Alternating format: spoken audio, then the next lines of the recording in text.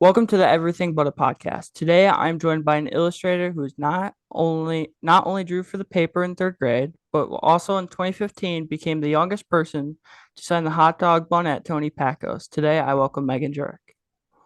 Hello, Logan. Great to be here. Thanks for coming. Thank you for joining us today. So you started drawing at a young age. Mhm. How did you know that's what you wanted to do? Because I found it to be so much fun. I figured I was pretty decent at it just because of reactions of other people in my life. And it was just like something that I found both fun, and then when I found out that it could be a career, was just fairly exciting for me. Yeah. Was it like, just friends at school, or was it like your parents, you know, telling you that, you should consider this as a career? All of the above. All the above. Yeah. So this kind of goes with the last one. What was your parents' reaction to like you saying that you actually want to go into this as a field? I imagine they were pretty supportive. Yes, Especially yes, they've always been very supportive. Because I've always had a good work ethic that I feel like was influenced by them a lot. So they didn't really feel doubtful or concerned like I know some parents might, but they're trusting of me and I'm trusting of them. So worked out. yeah. Who's the person you look up to, and has it changed over time? Like since, in third grade, for example. Yeah. Um, I couldn't single it down to just one person nowadays, but back in third grade, I was just inspired by like all the comics, cartoons, books that I read when I was a kid, things that I watched. So back then it was like I was hugely inspired by Jim Davis, creative Garfield. Um, and then as I got older, I just like explored more types of media like Disney animators, just yeah, a whole lot of different people, illustrators, a variety of art styles. So what do you think your style is? If you had to kind of explain it. this sounds like they contradict each other, but it's like cartoon and realism. Hmm. Definitely, you definitely see the like Disney style like influence in my cartoon work. Um, but sometimes I might change up the style depending on what I want to convey with the piece. But kind of like so back when I was a kid, like I drew cartoons because that was just like how I drew. And Mhm. then I got improved at the realism aspect of it like in late high school and college. Because really you have to learn like the realism and like the anatomy portions of it in order to properly like abstract something and make it a cartoon that's like kind of more believable. So I can only draw stick figures. How do you think the hardest part for me is, the face, of course. Mhm. Oh yes. Um, the eyes, the eyebrows, and the nose. I can draw like a little kind of curved line, half circle Yeah. for the smile. But Mhm. how should I go about like doing like the nose, eyes, eyebrows? Um, well, my biggest piece of art advice to anybody is practicing. It's just like any sort of sport or skill that you want to improve. I tell people that I draw every day. I pretty much do draw every day. And then it especially helps when I do it like for work and then also like as a form of like relaxation. Um, so when you're going about that, just like study different pictures that you want to go from, like reference images. Also like if you're trying to do like a cartoon style, like look at how other artists might draw noses in their own style. Hmm. Let me pull back. Sorry, my phone turned off. What was it like drawing for the blade? And how did that even come about? Yeah, do you want me to go through like a chronological like story of how I got started and Yeah, what I've done? sure. Okay. So everything took off when my parents made a Facebook page for me at age 10 to share my art. A couple months later, the show, I saw the show Green Screen Adventures on MeTV, which doesn't run anymore, but it's like a national program. So Mhm. what they do is they take stories and illustrations that kids make, and the kids send it in, and they like televise the story. Like they had people acted out in costumes and stuff. Hmm. So I fifth grade going into sixth grade. I was like 11. So I was thinking, let's just see how this goes. I want to give it a try. Like I was kind of on the older end of the kids who were doing it at the time, but I just sat down, wrote a story about a pig in one sitting, did some pictures, and they aired it in November 2013. Oh, so And you actually yeah, got on. That's the cool. story, the story that I did, I don't know if it's available online anymore, but that Hmm. one and then the second one I did like the next year, I have DVDs of them. That's Um, cool. but yeah, that was really exciting. I had no idea if they would like choose it, and then it was really awesome because they sent like some behind the scenes pictures, and then in the story they showed my art, and they said they're like, oh, she's a very talented cartoonist. I remember that vividly. I haven't seen it in a long time, Hmm. but it was just like kind of a fun kids entertainment thing. And then yeah, I got profiled by the Toledo Blade right when that happened. Hmm. And then some children's authors came to visit my school, and I talked to them, and they said, you know what, we could do it. You could use a kid illustrator.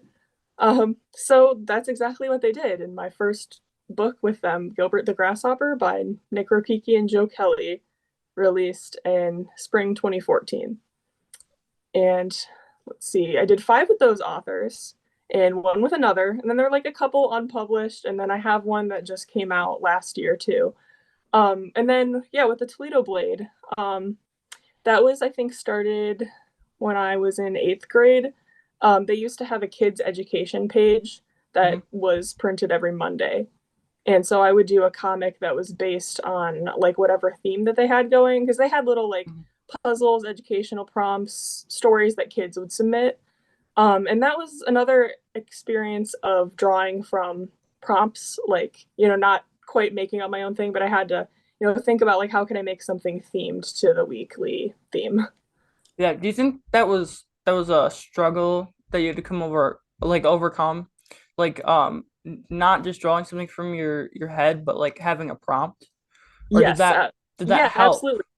It is a challenge, but it does help. And then that also goes with like when you're going to art school, art education. Like I started self-taught, like drawing the things that I wanted to draw, but then found out that it's like, oh, I don't really draw the other things like that well. And then when you learn, it's like you just kind of get more like well-rounded at it. Yeah, do you think AI is going to play a big role? I know it kind of already has. People doing what's that called? With like the deep fakes and stuff. Yeah. And people doing, art or AI doing the art.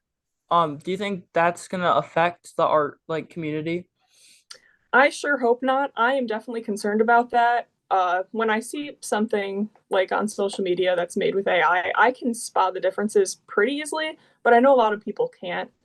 And really, the only reason that it's good or it looks good on the surface at first is because it steals from existing art and photography that people worked hard to make. And, you know, like I'm still kind of optimistic because like you don't want to let them win by giving up art. I Mhm. think that people can make better art. Um, and it's just like there's like a special human touch to it.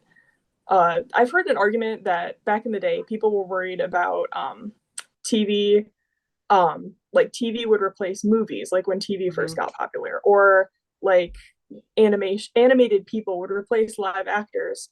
And I don't really think that stands because those things like still require human creativity. Mhm. Like it's just like a different type of human creativity. But yeah, I think that just people tend to like as a whole, people just tend to like undervalue artists. And if there's just art like AI art slapped everywhere, just I feel like Mhm. it lacks the soul. Yeah. So kind of going back to being in the news, doing the thing for the Blade, and being on the doing the drawing for the TV. Mhm. Um, do you think people when you were little, or just when you started to like gain some popularity, like from the news and stuff and online, do you think people try to be your friend over that? A little bit, but it wasn't like a huge, like I wasn't getting like extreme national like celebrity wide Yeah. exposure. So not too much, but I did see like a little bit more appreciation or an Mhm. understanding for what I did.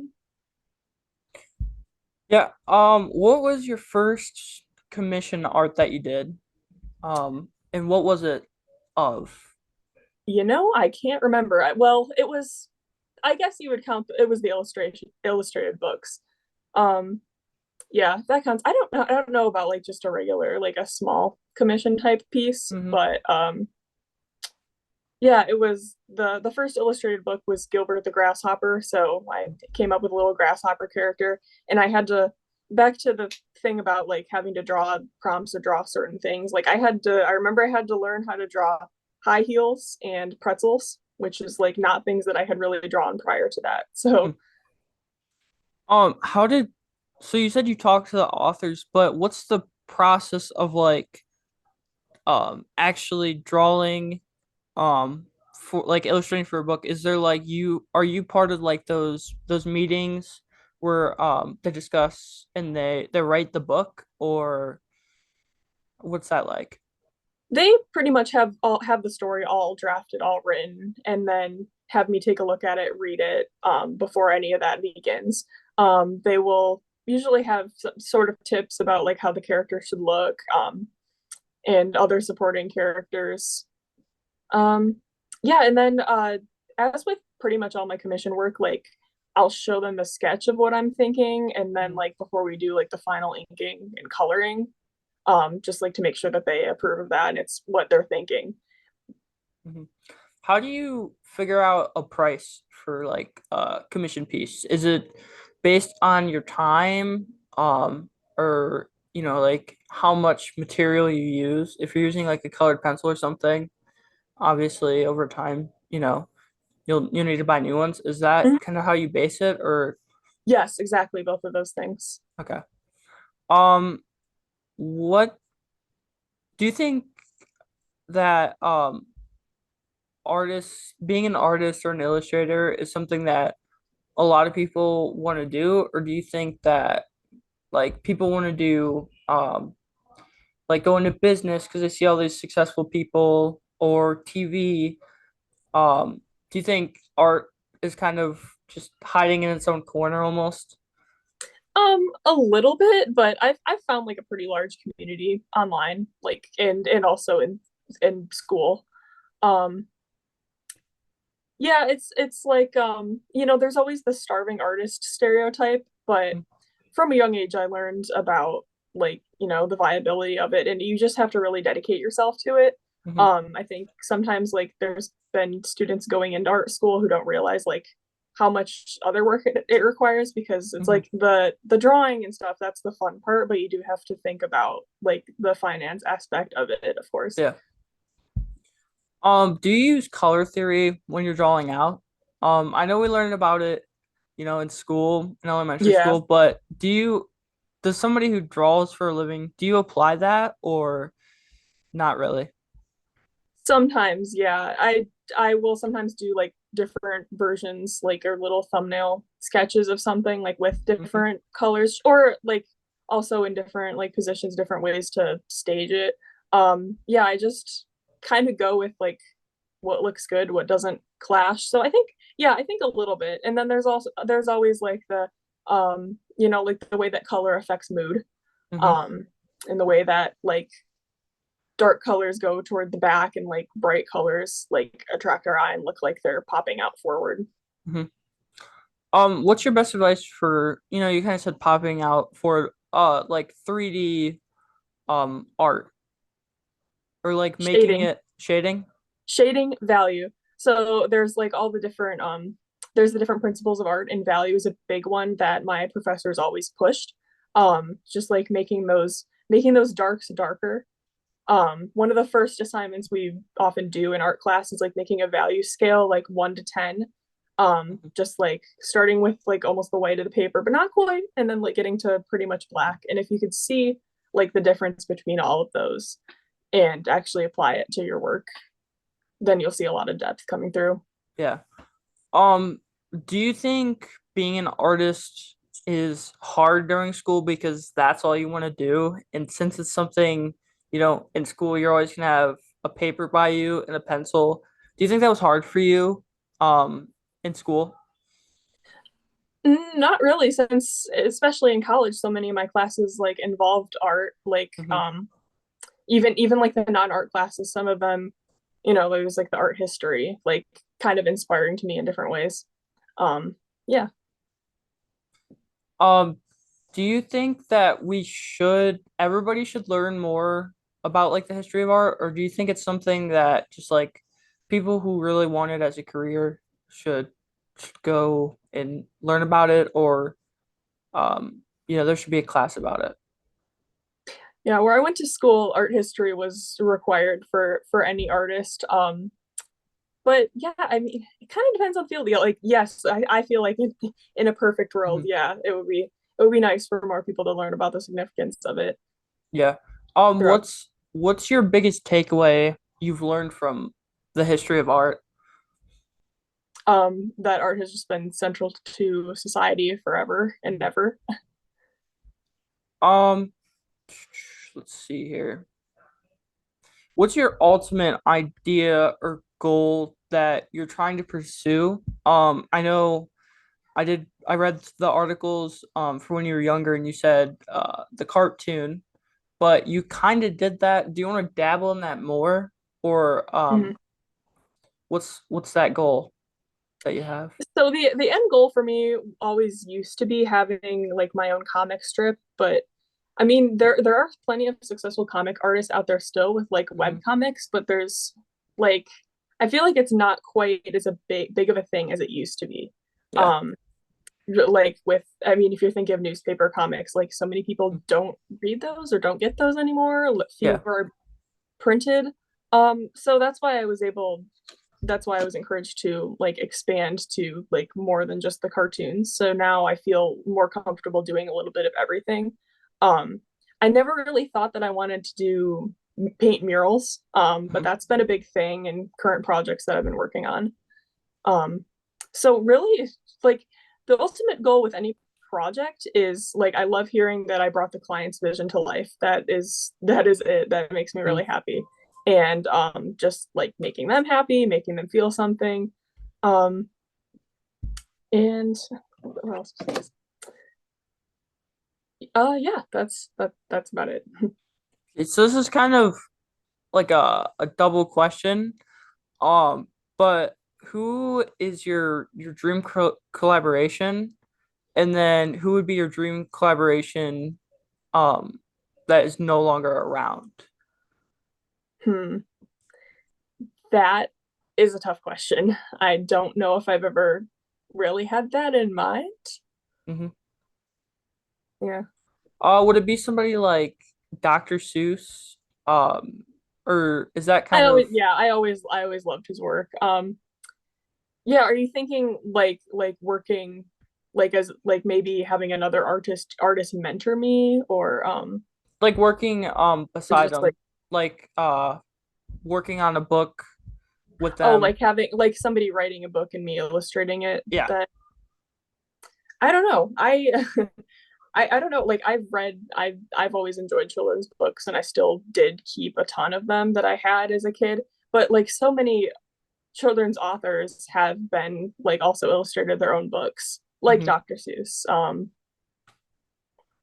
And I don't know, I don't really have an idea. I would like to like write a children's book someday and illustrate Hmm. it too, possibly. Don't have that idea yet, but it's always a possibility. Yeah.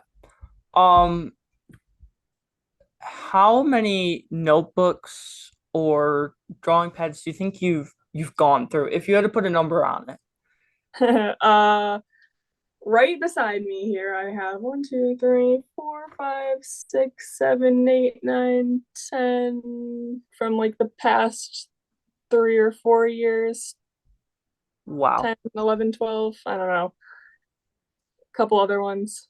Um, yeah, that doesn't count the like digital art that I do, but a lot of them, like when I work on the digital art, I will sketch it like in the sketchbook and then Hmm. color over it. What's like the best brand? or the brand that you use or would recommend for like somebody getting into the space that wants to use something that like the professionals or like somebody like Mhm. you uses? Well, with the little sketchbooks, it's just like I just need paper, that's it for just like little sketches. Hmm. Um, but yeah, I've done like a lot of it's Prismacolor pencils. Like when I do the realistic colored pencil art, that's what Hmm. I like to use. Um, they blend really well. It's like Yeah. almost a little bit like painting. Um, and I've recently been interested in like the like golden acrylic paints. Let's see here. You already kind of you've given a lot of kind of advice through this episode, but what's like one takeaway that you think artists watching this like what's one thing? I know there's a lot of things that you could say, but what's one piece of advice you'd give for them watching? Um, Keep working on it. Realize that your art has worth. Mhm. And just like if you want to have an art career, then like start thinking of it as a career. Um, Promote yourself. What's your advice for an artist promoting themselves? Or like how did you do that? How did you promote yourself? Because uh I feel like it can get buried with a lot of like the content creators nowadays. Yeah, I don't consider myself a content creator, I guess. But yeah, it started with that Facebook page, and I keep a consistent posting schedule. Hmm. Like I'll save a lot of art when I have time to work, and then when I'm working on a bigger project, I'll like save that up and post that then. You can even post like if you're doing something that takes a long time, like post a work Hmm. in progress. Um, I'm on a bunch of different platforms, and I recently made a website. Um, but yeah, I'm on Facebook and Instagram and um, Tumblr and my website, Blue Sky. Um, do you think that what's like the first like leap that an artist would take to doing commission art? Like, is it going on one of those platforms and just promoting, or is it like Yeah, like making a price sheet. mhm, Um, Also, like if you land your first one like with family or close friends, and then they promote it, that mhm. word can spread. Um, Are you a perfectionist? And how, if you are, how do you balance it and get making that deadline for projects? I try not to let that get in the way so much. There is such a thing in art as overworking something like a painting. Like it you just I do tend to like with my more realistic pieces, I do tend to try to be like really, really tight with the details. So Mhm. that can take a long time. Um, with the cartoons, like not as much perfectionist, like as long as it makes sense to look at, and um it's fairly like neat, but also kind of depends on like what I'm trying to convey through it. Mhm. How long would like a cartoon take? Just like a quick sketch, like let's say like you're drawing like a cartoon dog Mm-hmm. in like a field of flowers. Like how long would that take versus drawing like a realistic version of that? A little sketch of just a cartoon would take me probably like 5 to 10 minutes at most. Hmm. But if I were doing like a full blown realistic thing in pencil, I guess depending on the size, it would take hours upon hours. Yeah. Oh, what do you think the biggest misconception of being an illustrator is, or just an artist in general? Well, with the illustration thing, there's especially like when you're working like with children's books, there's a lot of Mhm. people who don't know the difference between the author and the illustrator. people will often ask me about the books that I wrote, and I was like, no, full credit goes to the authors. Hmm. I was not involved in that aspect. Um, but yeah, the misconception is that like, oh, they'll just do anything and just appreciate the exposure. Hmm. And it's like, no, I don't really want to settle for that. Yeah. We're worth it. Mm. It's a job for us too. Yeah. Let's see here. If you weren't an illustrator, what do you think you would be doing? I don't know. It just is so much of my life that I really can't imagine my life any other way. Yeah. Do you think maybe you would go into like still an art field? Like, do you think you would became like an art teacher or something like that? Um, Possibly that. Yeah, I do have some experience teaching like some art classes for some young kids, mhm. and it's fun, but it's really exhausting. It Yeah. takes a special kind of person to be able to do that. Um, and well, I do have a lot of like interests that I'm really passionate about that I guess I could go into some sort of career like related to those, I suppose. Hmm. But for now, they just continue to inspire the art. Yeah. What do you do when you're not drawing? Like what's your other hobbies? Because for most people, like drawing is something, they can sit down, they can draw or color. What's your like thing that you do other than drawing or coloring? Reading, looking at other people's art, yeah, watching videos and things that just like I can get inspiration from just Hmm. any old place, any unexpected place. What's your favorite book? Or Charlotte's ever since first grade. Shots Web. That is a good one. Okay, I just got we have 10 minutes left. Okay. Um, just because I just got a pop up from Zoom. So we're gonna try to wrap this up. What is the biggest challenge or decision you had to make? Do you think you made the right decision? Because I feel like, I mean, you're how old are you? If you don't mind I'm me asking. 22. Yeah, no, you're fine. I'm 22. I'll be So 23 in a month or two. so you're 22, almost 23. So you've had to make a lot of decisions, of course. Is there one that was hard to make or that you had to take a while to think Mhm. about?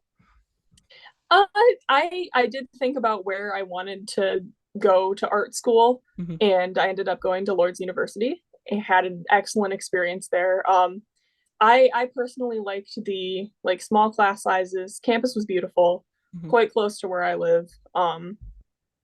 And so that they also were really helpful with the fact that the class sizes were so small. I Hmm. was the only graduating senior last year. So in the art program, in the art, yeah, no, not in the whole school, in the art program. So that meant that I got my own solo exhibition as part of like the graduation, like capstone for the art program. So that was a lot of work, but it felt like a pretty big milestone. Hmm. Got a lot of experience with that one. Yeah. So yeah, deciding where I wanted to go was a big decision. Um, Were there any other places in mind like the big names of like this is where, some successful artists have, gone to school at, or were you mhm. just more focused on just, finding a place close to home? So I did fill out applications for the other big name schools Hmm. close by, because I know that they did have great art programs as well. Yeah, I wasn't really concerned as about going to like a specific school for art. Hmm. Same with high school. Like I did have that option too, but I thought like all sorts of other types of education were important. Maybe right for some people, but that's just what I felt was helpful to me. Yeah. What is your biggest advice for somebody in high school? Somebody like me who, wants to do something um besides a 9 to 5. Like what's your biggest advice for that? pursue what you're passionate in. A lot of the things that I ended up doing, it was really just because I asked and I was like, oh, what if I could do this? And then I Mhm. just tried to do it. Like starting from the green screen adventures thing. I was just like, I could try that and Mhm. just like give it a try. Do you think that's what all high schoolers should do? Is they should try things, even if it's not something, as cool as being your drawings on live TV. Do you think it's like they need to try things like sports and clubs, and stuff like that? Yeah, I'd encourage that. Yeah. How do you face burnout? Because I mean, I get burnout a lot and I just kind of push through, but what does it look like for somebody that, that's what their day-to-day thing is drawing? Or do you ever get like a mental block and It's a how big problem for artists. Luckily, I don't really feel like I experienced that a lot. Watch, I'll probably get it tomorrow. No. um, I yeah, just continue doing like those other things besides the art where you might Mhm, find inspiration. Like what other people might be doing with their art that like it could inspire an avenue you could go down. Um, do some different exercises of like things that you don't normally draw and mhm. practicing different styles. Yeah. Let's see. But We're also like if you need to take a break, then you can take a break. Yeah. Do you think taking a speaking of taking a break, do you think people should take a break and really figure out what they want to do before college? Or do you think because a lot of people I feel like get sucked into something because they feel that pressure. Do you think Yeah. people should take that break year if they don't know 100% what they want to do? Yeah, I know a lot of people who've like taken a gap year and it ends up Hmm. helping them figure out what they want to do. Or it's like even if you have to change majors a couple times, Yeah. like as long as you're happy in the end. Hmm. This is second to last question. How did signing the hot dog bun come about? Because if people like I think I saw Jimmy Carter sign Yeah. that. I since you mentioned that in the intro, I was wondering if that was gonna come up again. I did that like fall of 2015, and that was because Nick and Joe, the authors that I worked with, Hmm. wrote a book in partnership with Tony Pacos. Oh. So signing the hot dog buns has been a big tradition since the 70s when Burt Reynolds was the first one to do it. Hmm. So they hosted a thing for them to sign the hot dog buns, and they just decided to invite me along. And Hmm. then it was like, oh, you're the youngest person to do that now. That's cool. So, Yeah. um, the hot dog buns are unfortunately not real hot dog buns. They're just foam Hmm. because they wouldn't stay good for that Yeah. long. But since then, there has been somebody who dethroned me as the youngest person, and it's Jaden Reports, who is like a local news reporter. And I'm very proud of him. That's so cool. Yeah. Did you feel like a little was this when you signed that, was it like you were on top of the world? Or how was that feeling? I felt pretty important as a Toledo person. Hmm. Because it's like famous local people do it, but then just like people who come and visit the restaurant Yeah. will do that. So that was pretty unbelievable. Yeah. All right. Thank you for coming on. I want to end this before it gets ended. Um, because we're running out of time here. But thank you for coming on. Um, and yeah, I Thank you guess for having yep. Just I guess keep drawing. Yeah, So can I plug my website and social media and yeah, stuff? I'll put that all in the description too. So, but Okay. yeah, you can plug it if you want. All right. I am on Instagram. I'm Megan the Artoonist. No spaces, just it's like cartoonist without a C because like Artoonist blends what I do. So I'm that on Instagram, Facebook, a lot, pretty much most of my socials. Mhm. And then megantheartoonist.wordpress.com. And I think that's all. You'll be able to find like links to my other things Yeah. once you get there. All right. Thank you for coming on.